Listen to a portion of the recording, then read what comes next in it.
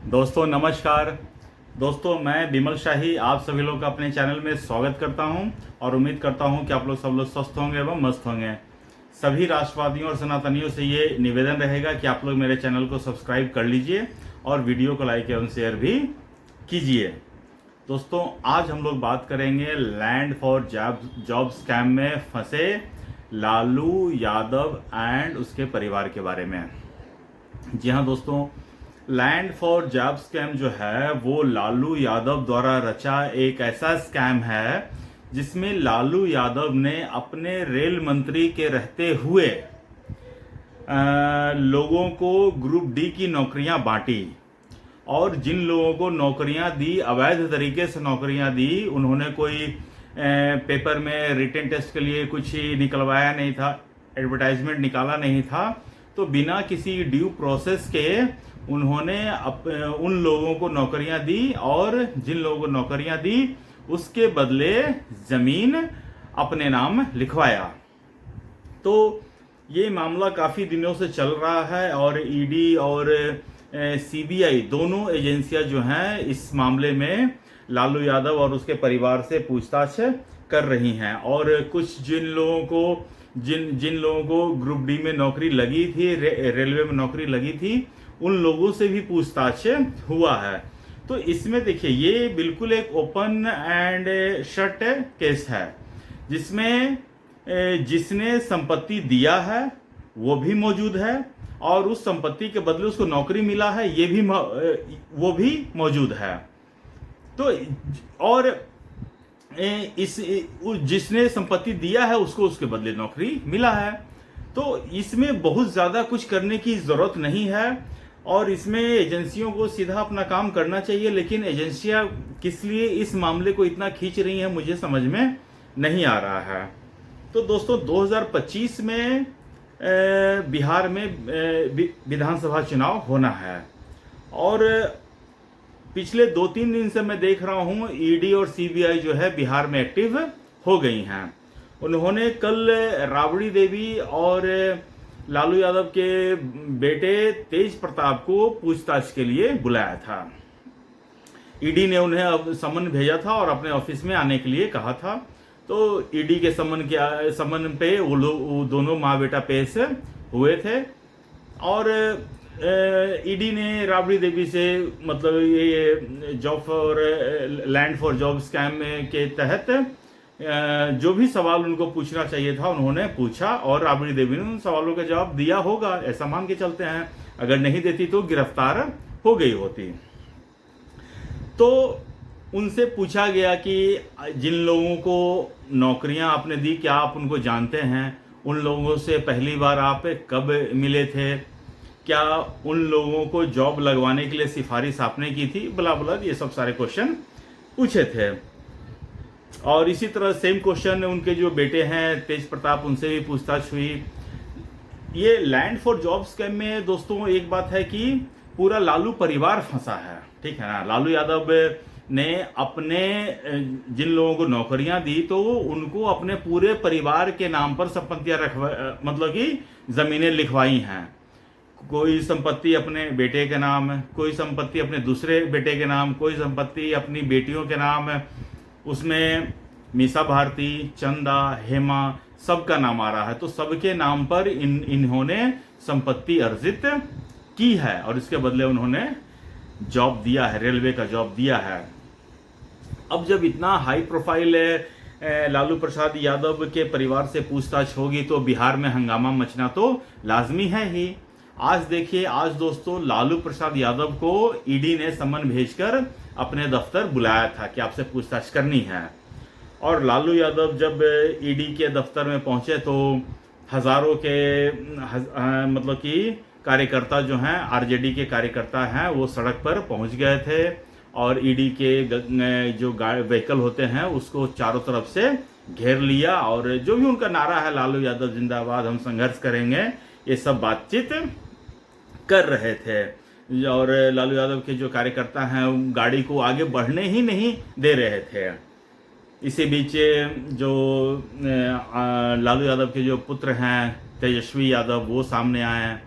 वो वो कह रहे हैं कि ऐसा कोई घोटाला हुआ ही नहीं, ये वेंडेटा की राजनीति हो रही है, बिहार में चुनाव है इसलिए हमें परेशान किया जा रहा है, हमें जितना परेशान करेंगे हम उतना ही ज़्यादा स्ट्रांग होंगे। तरह तरह की बातें, कोई भी आदमी मतलब कि अपने बचाव में तो बातें करता ही है, तो तेजस्वी यादव भी कर रहा है। वो खुद इस मामले में फंसे हुए हैं, उनसे भी पूछताछ हो रखी है और यही है, वो बोल रहे हैं कि हमसे तो कितना बार उन लोगों ने पूछताछ करने के लिए बुलाया है, अब तो गिनती भी नहीं याद है कि हमको कितना बार बुलाया है। तो ये लोग जो स्कैम है उससे ये लोग पल्ला झाड़ नहीं सकते हैं, क्योंकि ये स्कैम रियल में हुआ है।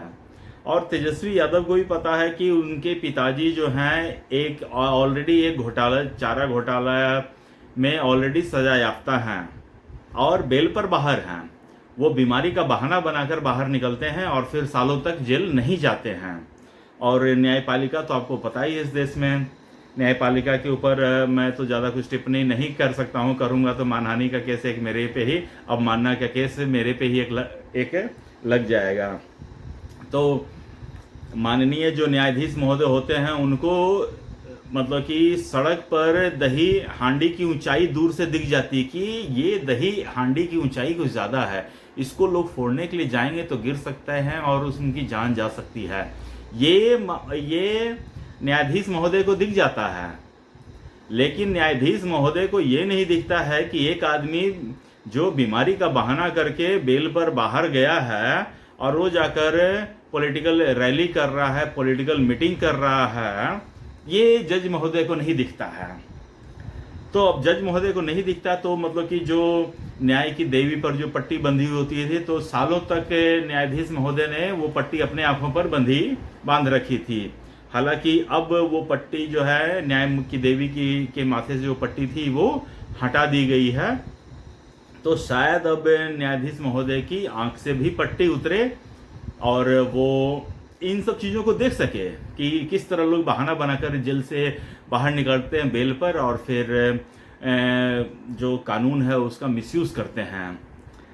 तो दोस्तों, ये लैंड फॉर जॉब स्कैम आपको मैं मोटा मोटी मतलब 2-3 लाइन में आपको बता देता हूँ कि ये है क्या। तो लालू यादव और उनके परिवार अपने आप को काफ़ी चालाक समझते हैं। उन्हें लगता है कि उनसे ज़्यादा चालाक इस धरती पर कोई पैदा ही नहीं हुआ है। वो जब 2004 के आसपास जब रेल मंत्री बने थे तो उन्होंने काफ़ी लोगों को रेलवे में नौकरियां दी थी और नौकरी के बदले उन लोगों से जिन लोगों को नौकरी दिया था उनसे ज़मीन लिखवाया गया। तो ज़मीन जो है लिखवाने का काम डायरेक्ट लालू यादव और उनके परिवार को नहीं हुआ। एक कंपनी था एके इन्फोसिस्टम्स, तो सारी कंपनियां जो हैं वो कंपनी जो है सारी ज़मीन को एक्वायर कर रही थी औने पौने दाम पर। जिस ज़मीन की कीमत पटना में और दूसरे जगहों पर करोड़ों रुपए में थी, उनको औने पौने दाम में वो कंपनी ने ज़मीन खरीदा। अच्छा, जब नौकरी सबको लग गया तो क्या हुआ, उस कंपनी को लालू प्रसाद यादव और उनके बेटे ने 50,000 या 1 लाख रुपए में पूरा उस कंपनी को ही खरीद लिया। अब जब कोई कंपनी को खरीद लेगा तो कंपनी का पूरा असेट उस आदमी के पास आ जाता है। तो इस तरह लालू यादव के पास पूरा जमीन ट्रांसफर हुआ है।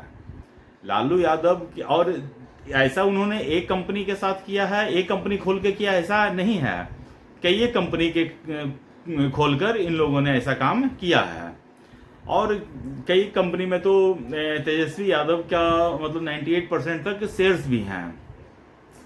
अब देखिए दोस्तों, तेजस्वी यादव उतने पढ़ा लिखा आदमी तो नहीं है, तो वो कंपनी कैसे खोलना है, कैसे शेयर्स ट्रांसफ़र करने हैं, कैसे लैंड एक्वायर करना है, कैसे फिर उस कंपनी का शेयर खरीदना है, ये सब चीज़ की समझ उनको नहीं है।